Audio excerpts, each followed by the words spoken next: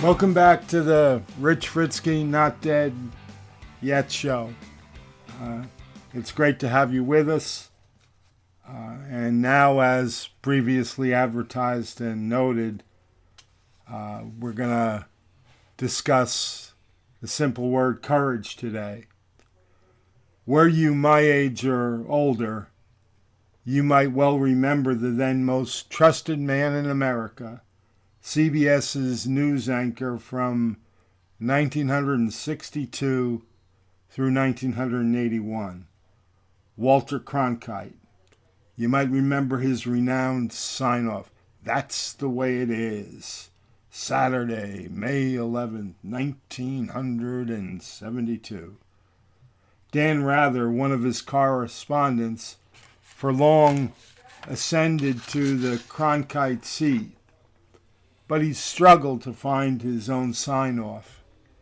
At one point, he tried a single word, courage, for which he was widely ridiculed. Rather lasted 24 years in that chair, but courage lasted no more than a single week.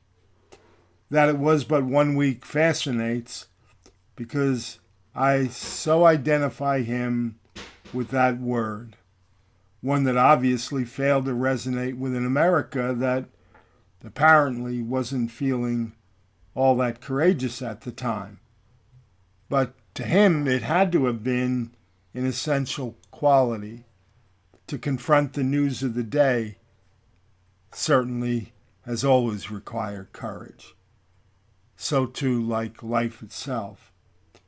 And maybe, just maybe, never more so than today, in the 4th year of the reign of His Majesty Donald Trump, who relishes the power, the show, the praise, the adulation, the pomp and the circumstance, and the ever-ascending bottom line of a financial portfolio. It's the ordinary Americans, the working class, the bottom 60 to 75% or so, the poor or the desperate or the tempest-tossed, who somehow still desire to emigrate here, and the egregiously malign Constitution of the United States of America that he has no tolerance for they are simply not great enough. Yes, it can take monumental courage just to get through a damn day. And yet so very few of us think of ourselves as courageous.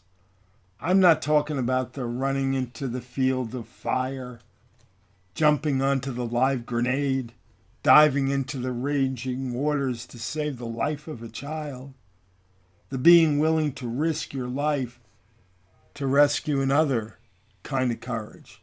No, not the extraordinary, just and rather the courage that it takes to simply be you, the courage to strive against all odds, to live your best life. Now, just for the record, courage and crazy often get confused. For instance, Maggie's and my having 12 children had everything to do with faith and courage, but our risk-taking was looked upon as crazy by just about everyone else in our lives. I heard the "you're crazy, have you tried TV yet?" or "do you know what causes it yet?" jokes for the better part of 30 years. And each time they laughed as if they were actually being original, which was to me the real crazy. 15 years ago, another kind of crazy confronted the will and determination of those sleeper cells of courage within me.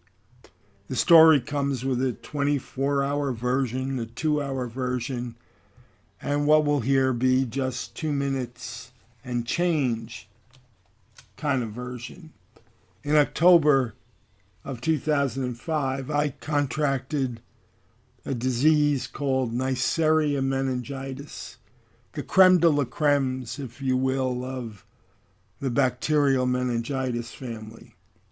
This particular brand kills more than 90% of those who get it, most within the first 24 hours.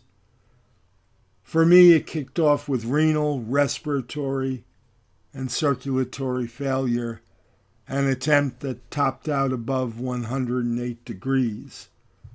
I was amputated in bits and pieces over time, eventually losing both legs and all but the stub of one finger. On death's door daily for 6 months, I was in a coma for the first 3, which was followed by 2 months of uncontrollable fevers that daily topped out in the 107 plus range. In an ethereal fog, I vaguely remember the ice blanket and the bags of ice by my sides. 2 months in ice, and what wasn't atrophied or completely atrophied gave way to absolute, and I only learned this after the fact, of course, heterotopic ossification. What a term. 9 months of extremely painful and difficult rehab, and fully 15 months away from hearth and home.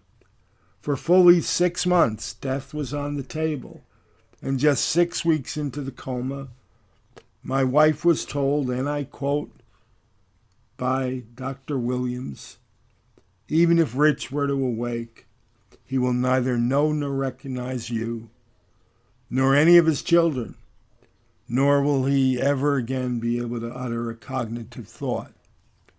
This because the invading meningococcal bacteria fries the neocortex of the human brain, the home of all the good stuff, like memory, knowledge, wisdom, even love. And as to those 2 months in ice, all of my caregivers believed cardiac arrest to be imminent. As to the heart, my Dr. Kim would later tell me, this was your greatest miracle.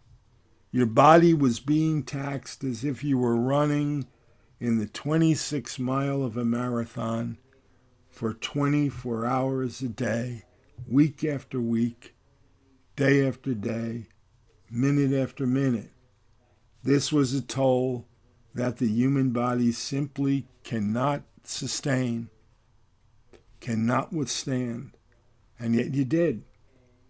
As to the brain and the frying or the alleged frying of my neocortex, when I met a Dr. Leon Smith, a world-renowned infectious disease specialist years later, he smiled at me, shook his head, and said, and I quote verbatim, "In more than 50 years in infectious disease, I have neither seen nor heard of anyone, not a one, ever going into a meningococcal-driven coma for any extended period of time, whoever came back whole or even the slightest bit lucid until you.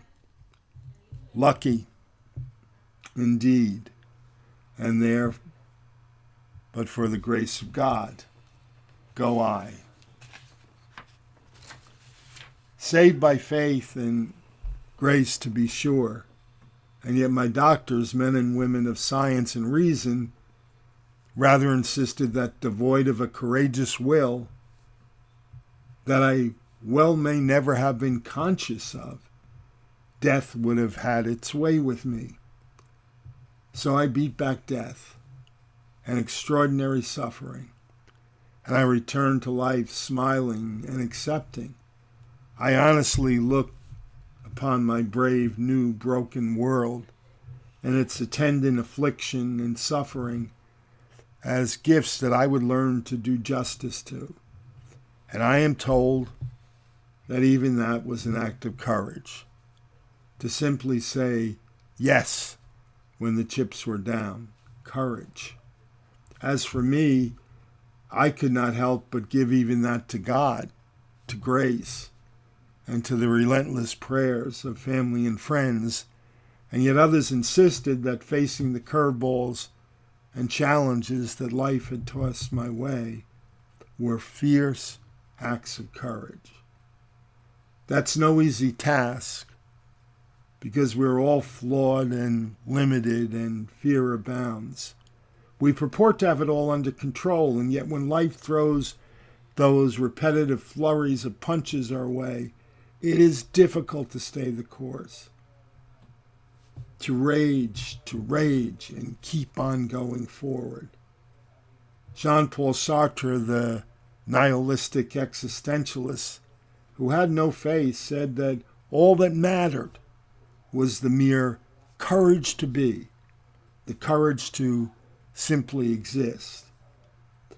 But I'm rather interested in the courage to be your best selves, to be our best selves, the courage to ascend, the courage to embrace and honor one's avocation and dreams. Oh yes, I'm interested in the courage to maximize potential and do as Thoreau suggested when he made his way to Walden Pond, to suck the marrow out of life so as not to come to discover that when he came to die, that he had not lived. You see, the gut check question for all of us, what would we most love to do, to be, to leave behind? Is a good life enough, or is there that something more? And is that something more worth taking that leap off the cliff for, or not? I believe that taking that leap is the difference between life and life abundant. You will never fly entirely free unless and until you jump off the metaphorical cliffs, face the fear, take the risks, and go for it, no matter the odds or the cost. For my beloved Thoreau also wrote, "The mass of men lead lives of desperation." The mass of men lead lives of desperation because they don't take that risk. Think about that. Upwards of 60 to 80% of us, or so the social scientists suggest, slip into vocations that are not in sync with our souls or our passions. We settle and we do not risk. We settle on the third or maybe even the fourth rung of Maslow's famous hierarchy of needs, and we give up upon the dream of self-actualizing or reaching our highest potential. We live lives that may well be satisfactory, even successful, but still and ultimately, ever so sadly, less than that which they could have been. We then die slowly because we never fully live. Oh, sure, it takes courage to face the damn day and that which reality daily dishes out. But there is this vast reservoir of untapped courage, the residue that robs you, maybe, and so many others from truly becoming you. And not only the unfulfilled lose, but so too do their neighbors, their communities, their churches, their states, their countries. All those who would have, could have, might have been served, elevated, and inspired on the wings of the gifts that might have been given by oh so many. Just imagine the magnitude of this loss, the magnitude of this massive, unfathomable vortex of unactualized passion and longing and potential and rich possibility. Courage then. Let's take our lives back. Let's not be afraid to get the help that we may need, for we all damn well need some. And that's what courage is. No matter the obstacles or challenges, all in. No retreating onto the island or into the shell. Courage. Actualize the dream.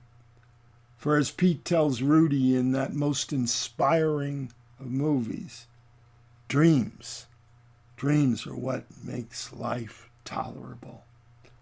Courage. So chase it, give your all, and then, even if life still beats you down, you will in the attempt and in the pursuit alone have unleashed and unmasked you and garnered a peace that comes from knowing. And then, as Dr. Seuss advises, you won't cry because it's over, but rather smile because it happened. And you'll hold tight to the fact that there's no one alive who is youer than you. For life is lived on the road and not at the finish line. Sartre is dead wrong, for it is not, nor has it ever been, about the mere courage to be, but rather the courage to be our best, which only each of us can individually honor. Now, I don't care what your faith or religion is, or whether you're agnostic or atheistic or something in between. No matter what our belief or lack of, we're all moved by the rising of the sun and by the starry nights and by the unfathomable and inexplicable beauty of a universe that is 93 billion light years long. And most especially by the extraordinary notion that we are capable of loving and being loved, which is assurance enough for me that we are forever wrapped in extraordinary gifts of grace. As for me, I am deeply faithful and blessed to be still striving and contriving. But we're all wrapped in wonder and grace. We're all miracles. We're all blessed. To be courageous is simply to honor that by living life to the lees and embracing the corresponding duty to give whatever may be in our individual powers to give as we all together bleed out in the passionate pursuit of purpose and joy. Not anyone else's, and not less than or regardless of yours. Early on, I was introduced in life to a don't duck mantra. Don't duck. It's a mantra that I have tried to live by. Not necessarily always, but I've tried to. There's a background story here, and it's one well worth telling. To begin, you must understand a bit about my dad. For as he moved further and further away from his years as a frontline medic in North Africa, Italy, France, Belgium, and Germany, everywhere the United States Army marched in Europe during World War II, further away from Rommel, Bastogne, the Bulge, the morphine that he pumped into the bodies of dying men, the letters he wrote home to their wives and moms, the sound and fury in the field, and the dehumanizing horror of the concentration camps. He did inevitably grow gentler and gentler, but it took him a long time to come all the way home and to reclaim those precious pieces of himself that died over there. I often and always marvel at the courage that he had to have within him simply to live through the madness of those 3 years. For 3 years of war and 11 distinct invasions, forged one tough taskmaster of a father early on. I learned to powerfully love the man, but hell, he was not easy when life was new. That understood, The story is more my gentle brother Bobby, who taught me my first lessons about courage, and who we lost to cancer some 10 years ago. A year older than me, at maybe 8 and 9, we got into a battle of sorts in our humble 138 Poplar Avenue, Hackensack, New Jersey attic. It's a sad moment, and I am not proud of it, but in our melee dispute, whatever you want to call it, I grabbed an old shoe that was laying on the attic floor, and I fired it right across the room, right at his head. He ducked. It flew on, broke a window, and to add insult to injury for me, landed precariously close to my dad, who was certainly in the wrong place at the wrong time in our backyard. I was toast, and I knew it. And yet, in that very moment as the shoe struck that glass, looking as if he was about to get sick, my brother Bobby, in near panic, because he knew what I was in for, cried out to me, "I didn't mean to duck, Rich." Again and again, over and over again, "I didn't mean to duck, Rich," to the one who had the damn temerity to throw the offending shoe directly at his head in the first place. Don't duck became a life's takeaway, as it was Bobby who taught me to put fear aside, to find my modicum of courage, and to face and stand up to my bullies. And so the mantra, Bob's mantra, don't duck. Take the hits. Go forward. Be honorable. Stand up. Don't hide or run. Be fearless. Say yes when challenged. Keep the faith. Own up to your own mistakes. Don't you ever let anyone else take the fault or the hit for you. Damn well stand up for yourself. Courage. Courage. And so too as to your dreams and your passions. Don't duck. No one is an island unto themselves. We are our brothers and sisters' keepers, and we fail miserably when we recoil into our shells, hold up our hands, retreat and refuse. The courage to live and not just be is primary. You first, but so too others. For courage is not, can never be selfish. To live life fully, to step forward, to stand up, to use your voice, to fight for the right, for damn sake. Courage. To confront the madness, the lack of compassion, the greed and selfishness, the darkness and ignorance. To confront the growing lack of civility and respect. To say yes or no, and this far, no further. Courage. And should you, like me, question why it is that we in the United States need billions more for the military every year when we already spend ever so much more than any other nation on earth does, or why it is that we need even more tax cuts for the ultra-rich in a land that is threatened ever so much more by extreme and growing income inequality and poverty, or why it is that we insanely turn our backs on the environment and the war we must fight on climate change to save the earth for our children and grandchildren, rather than continue to line the coffers of today's oil and energy barons, or why it is that we double down on mandatory minimums and add to our already appallingly outrageous levels of incarceration.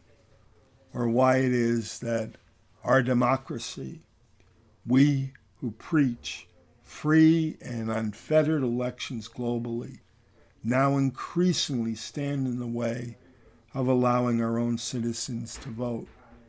Then stand up, say no, resist, make your difference. Courage. Your life, your vocation, your family and friends, your community, your country, for you and for them and for it. Courage. Hope I didn't babble on too long. Like to believe that I've shared some thoughts that might resonate with you and maybe, just maybe, possibly inspire. This has been the Rich Fritzke Show, not dead yet. Look forward to getting back to you very soon. Take care, everyone.